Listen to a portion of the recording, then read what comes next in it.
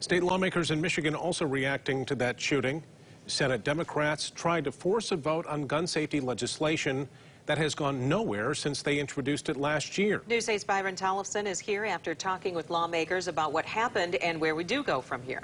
Democrats introduced the 4 bills last June. They lay out new rules on storing guns and punish adults if children get a hold of the weapons. The bills have been stuck in committee ever since. And today, Democrats tried forcing a vote on the Senate floor. School children all around the country and here in the state of Michigan are wondering, what are we going to do about it? On re-referring the bills to committee, there were 22 aye votes, 14 no votes, and 2 excused. A majority of members elected and serving having voted, therefore the bills will be referred. 22 Senate Republicans, a majority, decided not to vote on it, moving the bills back to committee. 14 Democrats pushed for a vote. The majority party wants to cut off debate and silence voices in this discussion.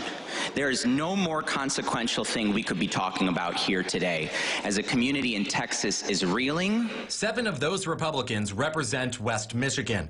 Eric Nesbitt, Kurt Vanderwall, John Bumstead, Ruth Johnson, John Bison, Kim Lasada, and Rick Outman. We reached out to all of them to get their perspective. They either declined or did not respond to request for comment.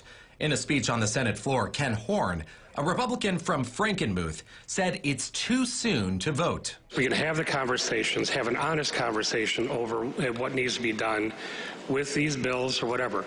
But these families are grieving. They are still at a point where the weight is so heavy on their chest that they can't breathe. They don't give a flying frog what we do here in the Senate. Right now, they're not paying attention to us. It's way too early to assign bill numbers to their grief.